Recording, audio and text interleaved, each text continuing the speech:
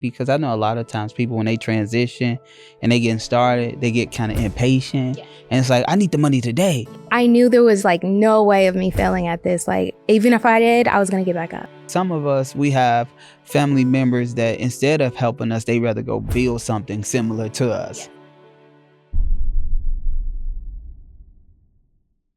How are you today? I want to welcome you to the Content Aesthetic Show, where we take different med spa owners, different aesthetic professionals, and allow them to share their stories so they can empower you and encourage you to keep on thriving in your business. And on today's episode, we have Ashlin Carroll. How are you? I'm good. I'm excited. Yo, tell me a little bit about what it is that you do in your business to make a difference in your community.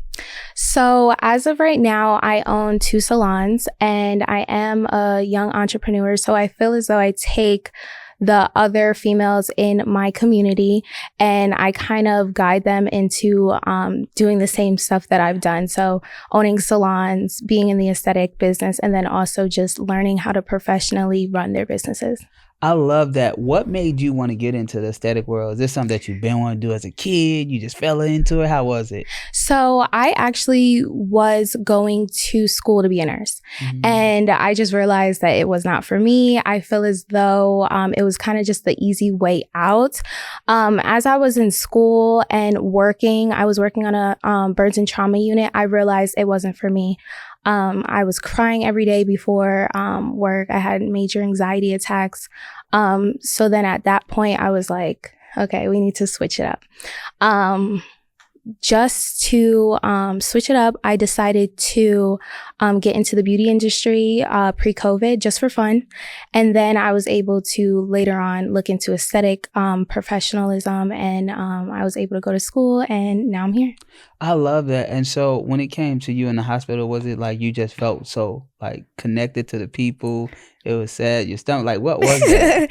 Honestly, no. I feel that it's for a special type of person. Yeah. You do have to want to take care of people. Yeah. And I do love people, but in the medical aspect of it, no. So for beauty and beauty enhancements, that's like my avenue. Mm. Yeah. How did you know? Like, it was like, let me ask you this. Like, were you in the hospital for how long? Like, it was about a year and a half. Oh, so you was there for a while. Yeah. It wasn't like 1 week. I was there for a year and a half. Okay. So you just felt like, oh, okay, this is not for me.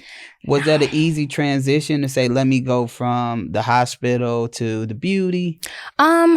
Yes, because I didn't like it. Yeah. But it wasn't traditional. Yeah. I feel like pre-COVID, when you were thinking about being an entrepreneur, it was kind of like risky. Yeah. Now after COVID, I feel like everyone's an entrepreneur. Yeah. So for me, it was just the best thing to do for my mental health, honestly. I think that's real important. For me, I left my 9-to-5 in 2010. Oh, yeah. So I've been a full-time entrepreneur for 14 years. Yeah, that's long. So I'm talking about risk. Like when you say risky, but the whole time I've been shooting content. Yeah. So I started shooting content the whole time. So when a lot of entrepreneurs didn't even know what content was, at all. They didn't know that they needed, we was serving, you know? And I think that's a big thing. And so for you was like, all right, let me get into the beauty. Did you go and work under somebody, or how was that transition? So at first, I was just doing it for fun. I would do like, I specialize in lash extensions. So at first, I was just doing like friends, family. And then once I started to see that it was actually a career, I remember going to my lash tech and I was like, so what do you do for work? And she was like, this. And I'm like, no, but for real, what do you do for work? And I didn't realize that it was a career, you could make money. And so that's when I kind of decided to take it serious. And it was just, I ran off from there. I love it. So when you took it serious, did the money just start flowing in, or did you have to go through those entrepreneur, get started, kick up type of thing? So I kept my 9-to-5 while I was working on clients. Yeah. It wasn't, like I said, it wasn't really serious for me at first until I started to kind of see all that it could be. But I do feel like it took a little minute, but I feel like my personality and being personable with my clients definitely kept my clientele. That's big, because I know a lot of times people, when they transition and they getting started, they get kind of impatient. Yeah. And it's like, I need the money today. Yeah. But I think the smart thing that you did was you still balance your 9 to 5 plus your business. Yes. Which a lot of people think they just going to jump into entrepreneurship and leave the 9 to 5. I say, Exactly. if you do that, that's self-destructing. Like it got to be a game plan. Mm-hmm. Like you got to have some type of stability in the back, some type of savings to last for some type of something. Yeah. Otherwise, you'll be back looking for another 9 to 5 in 30 days. Exactly. I do feel like social media has a little bit to play in that. A big part, yeah. right? But social media only showing people highlight reels. Yes. People don't show when they down and out, when they going through what we call entrepreneur seasons. Mm-hmm. I say, man, it be seasons we be up, it be seasons where we be down. We could be down for like a year, like Exactly. and be up for years. Yes. Right. And so, but it's all about being honest. I remember when I was going through entrepreneur season, I was honest. I was transparent. I was like, man, I just lost, $1 million plus, right? And I'm like, that was my fault. Yeah. But my focus was off, Mm-hmm. but then when my focus got on, it's on now. Exactly. You know what I'm saying? But we got to go through it. We don't have people in our families to teach us what to do and how to do it. And I know for you the first to do what you're doing. Like, how was that for you? So, entrepreneurship, it was a little bit risky for me. Now my dad was an entrepreneur. He sold used cars. Yeah. So I got to see when I was younger that you could have a job that wasn't traditional, but he was a little crooked. So I just didn't really think about it. Yeah. But being the first in my family, I do feel like, the second in my family, I do feel like I hold some type of like, I have to get it done. Yeah. I have to show my family, like, listen, this is not going to stop. I do feel like I am like the rock of it. So I can't lose my business. I love that. So do you get a lot of support when you say, hey, I'm going to do this? Is everybody supporting you? Is everybody coming out doing what you need? My mom and my sister, yes. Of course. I mean, I think that's a blessing. At least you got that. Some of us, we have family members that instead of helping us, they rather go build something similar to us. Yes, exactly. And that's crazy. Yeah. And I'm like, why, when we the only ethnicity that do that, everybody else build something that is attached to the bigger picture. Exactly. But we don't as a culture. Yeah, it's jealousy, unfortunately. And I feel like if we work together, we could get so much further, honestly. Yeah. Mm-hmm. So when you opened up your first salon, like, what was that process like? Did the money just start rolling in out of outer space just to do your build out? Like, what happened? Honestly, I was a big saver. I feel like as soon as I was able to get a job, which was, I believe, 16 in New York, because I'm from New York, I just saved. So by the time it was time for me to get a salon, I had the money. It was a little bit difficult and it was a risk, but I do have a co-partner for my first salon. So having that extra person as guidance for me, and just in case something happened, it's like, it's both of us, not just one of us. It helped a lot. Okay, when you say a salon, is it like hairstylists in there? Like, what is it? Break that down. So we have a variety of different professionals in there. We do have hairstylists, makeup artists, wax technicians, everything you could think of, honestly. So it's more like salon suites? Yes, but we do specialize in my second one. We have more aesthetic services in there as well, but it's for everyone. Okay, so when you went to find that first location, like, how did you know that this was the location? I didn't. I kind of just was like, Ashlyn, let's just do this. But what happened was I had worked at another salon and my space was completely too small. I was outgrowing it. And also salon culture can be a little bit difficult to work around a lot of females, especially because I wasn't able to regulate the environment. Now in my salons, it's literally perfect. We're like sisters in there. But from there, I was able to just look for properties online. I found one that was super, super small. I think it was maybe like $900 a month. And I was like, I can afford that. Oh, yeah, that's not bad. Yeah. So I ended up looking at it with my co-partner, who was just my friend at the time. And we liked it, but he wanted me to sign within like the next 48 hours. And that wasn't you can't rush stuff like that. So then he also decided to show me another space that was a storefront, and it was a previous check cashing place. Huh? Did they leave some money in there? I wish, right? But when I walked in, I saw this brick wall and it was just like I saw so much potential in that brick wall. I don't know why. But I was like, this is the one. I'm just going to do it. You like that aesthetic Yeah. And was it the one for you to get started? Yeah, definitely. Now that I know more about commercial real estate, I can look back and be like, dang, Ashlyn, like you signed a 5-year lease, not even knowing what you got into. So there are some negotiations I wish I would have done, but for my first one, yes, perfect. I think we all go through that, but I think the biggest thing is having that courage to get started. Like negotiations come with experience. Yes.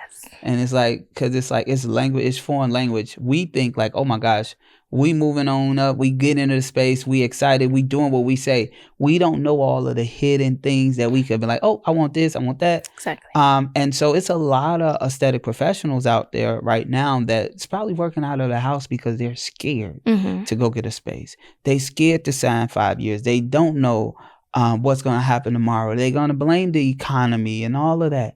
What gave you the courage to not do only one, but do two?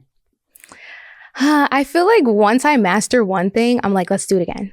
Just because at that point I felt like I was confident enough. But honestly, when it came to performing aesthetic services, that funding was my backbone for my salons. So if it got to the point where I couldn't afford my salons, I knew I had more than enough from my aesthetic business. But also I feel like just having so many other females in my world coming in every day and like talking to them and building with them, I knew there was like no way of me failing at this. Like even if I did, I was going to get back up.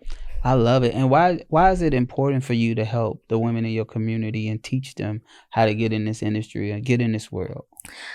Because like you said, some people don't believe in themselves. And sometimes it takes one person to believe in them and just give them a little battery in their back to see their fullest potential. I feel like entrepreneurship is, I always say, there's this quote that I really like, and it's entrepreneurship is chasing a dream no one sees but you. 100%. And I don't know, it's always in the back of my head when I'm doing something. And I feel like sometimes you do need just one person that's doing the same thing as you or something similar to you to mentor. So I think that's big. Did you start off with mentors?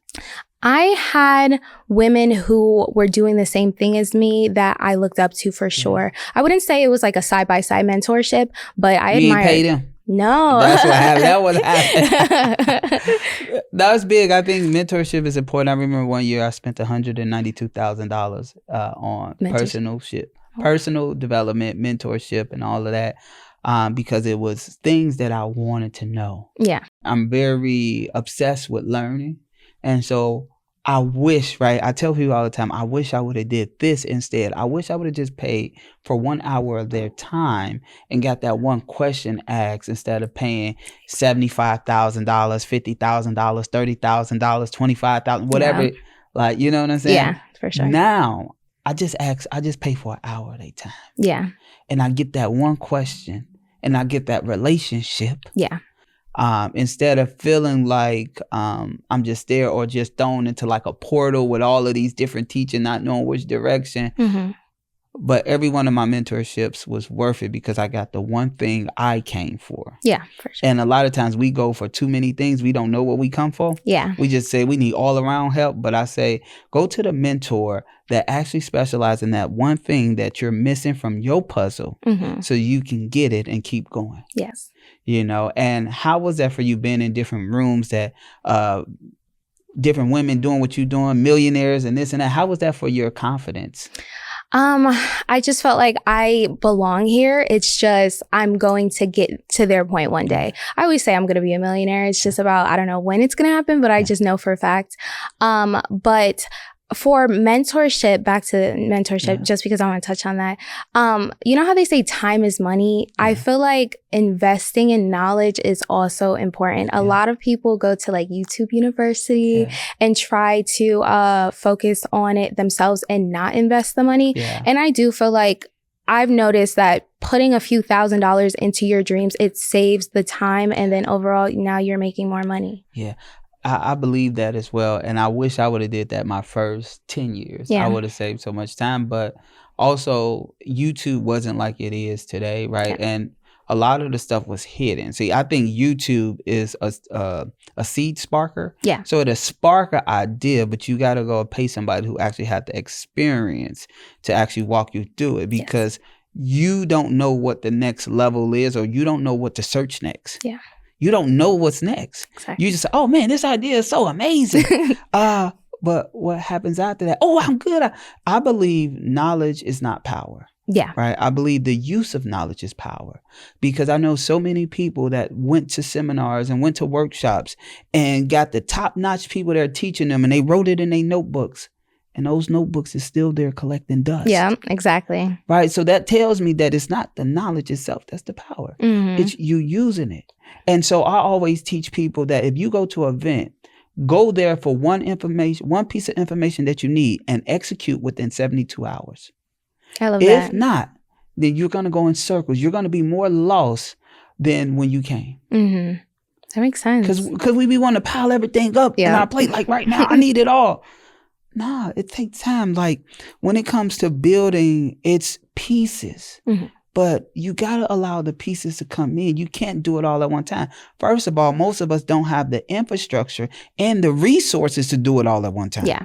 Right? Like, you can hit $1 million. Yeah. That's easy. Yeah. It's just you got to spend more money. Exactly. Right. It's like, I tell people, like when I see a lot of Black aesthetics, I say, what the service you charging? What service you charging? Okay. You charging how much you? Oh, $150. Okay, $150. All right. So that means you need 666 people to make your first $100,000. Mm-hmm. Yeah. So what that tells me is that your pricing is wrong. Mm-hmm. Because if it's going to take you 666 people for 100,000, that means it's going to take you 6,666 people for your first $1 million. Yeah. But you're not even spending no money in marketing. You're not spending no money to be visible. You're not doing none of that. Mm-hmm. You got me thinking. And I realized you only have two hands. So that's when I feel like you do have to start spending more money and delegating to other people as well to build your business. You have to delegate. Mm-hmm. You have to delegate. They say one brain is one brain, but two brains is 10. Mm-hmm. But we be thinking we got to do it all on our own. We've been taught, I got to be in your case, a one-woman army, or I got to be a one-man army. Oh, I did it. We care too much about the credit than actually the completion. I don't care who did it. I actually give credit to everybody else except for myself, even if I did it. Mm-hmm. You know why? Because that don't matter. I need completion, And so for you, when it comes to your business, how has content affected the growth of your business? So when I first started, content was you post a picture. If they like it, they like it. If they don't, they don't. Now I feel like you do have to show a lot of your lifestyle. Sometimes I feel like I'm selling my lifestyle more than my work. So within the last few months, I've noticed that I'm not really a fan of that.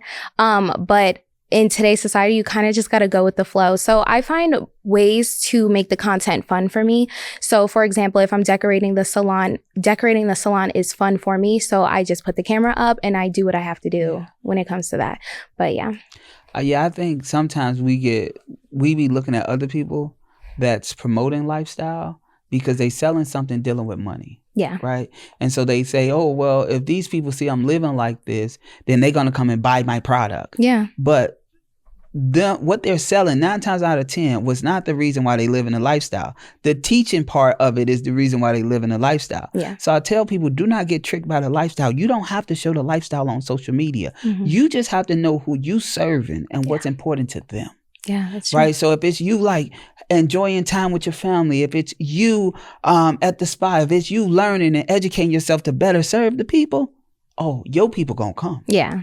And I think as a culture, we all fell in that trap where it's like, man, we got to promote lifestyle for the people to hear us. Yeah. But there's not nothing new. I remember hearing Muhammad Ali say back in the days in his prime, he said, you could be a good man with a message.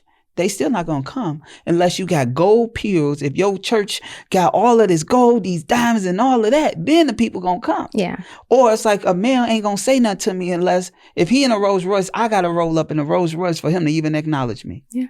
And it's like, this is so crazy because it's been going along in our culture the whole time. Yeah. But that's why we rather spend money to impress people instead of build something. Exactly. I had to learn that lesson myself. Yeah. Man, I was like, man, I'm spending money on the stupidest stuff. And to empower who? Exactly. And so I think it's so dope when we realize that we don't have to fall into the norm and we can stand out on social media. Yeah. We can be ourselves. We can show our funny self. You as a woman, you can show up with no makeup on. Yeah. You know what I'm saying? You can show up with your bonnet if you want to. That part I love about social media, especially like TikTok. I feel like the videos of you being your authentic self, those are the ones that like go up. Those are going to be the ones that always win. Mm-hmm. Because you got to think, everybody else looking the same. Yeah, exactly. So you standing out by being you, I don't care. Mm-hmm. And there's so many people, it's like your tribe is looking for you like, oh, I've been looking for you. I've been waiting for you. And so for what you're doing in your community and giving other women opportunities and not being selfish, I think it's super powerful. Yes. You know, and being young doing it, being Black doing it. And I know you had to go against a lot of odds because of all of that. How did that affect you? And what made you say, I don't want to give up. I want to keep going? So back to my family, I just feel like I started something so big and I just don't want to stop for them. Just because I feel like if I don't continue, they might lose hope. But also I just have the ambition to keep going because sometimes I just feel like, what am I going to do after my business? Like if it's not bigger, I'm going to be mad at myself. So honestly, I just have to keep going. And so if there's an aesthetic professional right now that want to get their own space in commercial real estate, what is one of the biggest things that you would tell them to look out before they get started? So the biggest thing is to read. I feel as though if you actually just sit down and look up a few articles, you can see the hidden fees. You can educate yourself on the real estate terminology, and that can get you pretty far. Definitely don't just jump into a longer lease if you don't have to. And then back to negotiations, definitely ask for what you want. I always say everything's an email away. All you have to do is ask. I love that. And so with the different people in there, are they paying booth rent? Are they commission split? Like, how's that? So in my first salon, I have a mixture of booth rent and commission just to be able to give beginner aesthetic professionals a chance because that's how I started. So I want to do the same for them. And then I would say my second salon is more of a luxury expert salon. So all of the professionals in their businesses are pretty well established. So they do pay a suite rent every week. I love that. And I know you had a story that really touched you about the 16-year-old girl. Yeah. Tell me about it. So I have a nail tech in my shop and her name is Naya. And she probably doesn't even know I'm about to talk about her. But so she had came to get her eyelashes done by me before. And we were just talking. She was like, yeah, I'm a nail tech. And at that point, it was around COVID. So at that point, I was like, everybody's a nail tech. I didn't really think about it until I saw her work. And I'm like, no, you're a nail tech. So I remember contacting her and just saying like, hey, have you ever thought about working in a salon? And she was like, no, not really. You know, my parents, I don't think they'll like that. And I'm like, no. Have your mom come in, let me talk to her. And so what I did was instead of having her on commission or booth rent, I kind of just gave her a chance. And I said, we won't put you on a contract. Come in, work, see if you like it. And if you're not doing too well in school because of it and you're getting too distracted, then we can just cut everything. But really work your hardest to prove to your parents like this can be your career. So now she's 19. She works in my more luxury salon. She brings in a lot of money and she convinced her parents to skip out of college for right now because at this point she's literally making so much money. I'm so proud of her. Why was it important for you to give her a chance? One, her work was amazing. And two, her parents are super traditional, but they're great parents. They really are. And I just knew that she would see everything that I'm doing. And I saw the potential in her that I felt in myself. So I just wanted to be that mentor for her. I love that.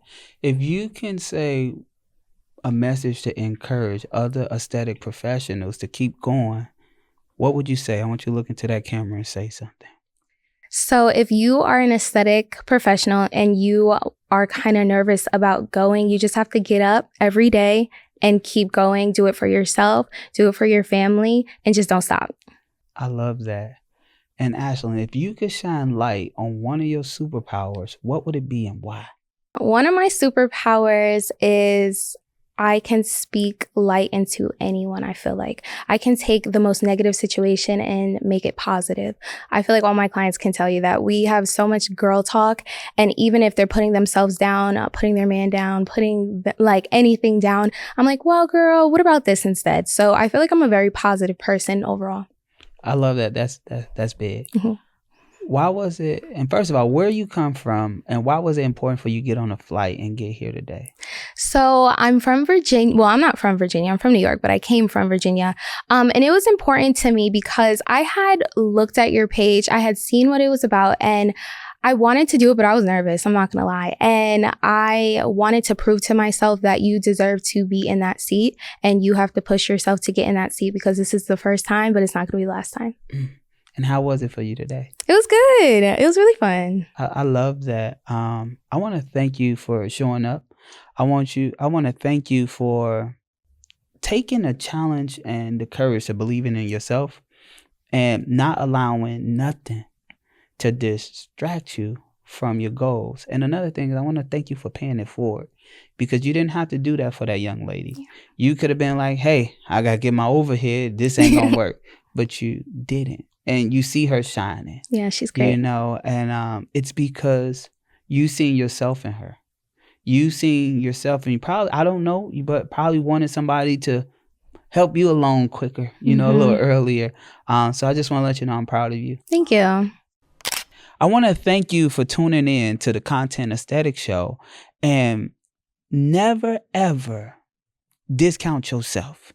And what I mean is you have the ability to scale and grow. You have the ability to pivot, but you got to be willing to do it. And if you're not willing to do it, then you are discounting yourself. Nobody else going to see your vision. Nobody else going to understand your dreams, because how can you expect them to do that when they didn't even see their own? And so I want you to keep thriving. And once you get in position to help someone else, I want you to give them a chance because you gave yourself a chance. So pay it forward would allow you to keep growing and scaling. I'm Dontel Antonio, and I want to thank you for tuning in to this episode.